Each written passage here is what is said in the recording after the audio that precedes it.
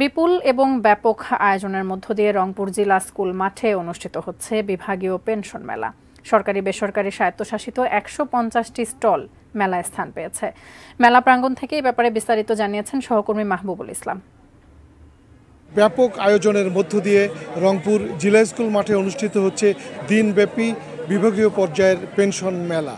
এই মেলায় ১৫০টিরও বেশি স্টল দেওয়া হয়েছে এবং এই স্টলগুলোতে প্রায় কয়েক হাজার মানুষ ইতিমধ্যেই সমবেত হয়েছেন এবং তারা এই পেনশন স্কিম সম্পর্কে জানবার চেষ্টা করছেন। এই মেলা প্রাঙ্গণেও পেনশন স্কিম যারা আজকে রেজিস্ট্রেশন করতে চান সে রেজিস্ট্রেশন ব্যবস্থা রাখা হয়েছে এবং অনেকেই কিন্তু আগ্রহ ভরে জাতীয় পেনশন স্কিমের আওতায় আসবার জন্য রেজিস্ট্রেশন করছেন।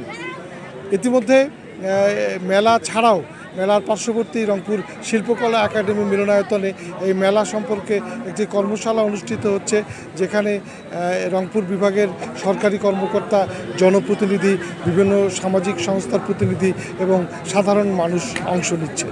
জনসাধারণকে এই পেনশন সম্পর্কে উৎসাহিত করা এবং এই পেনশনের সুবিধা সম্পর্কে সংশ্লিষ্ট তথ্যাদি জানানোর জন্য এই মেলার আয়োজন করা হয়েছে।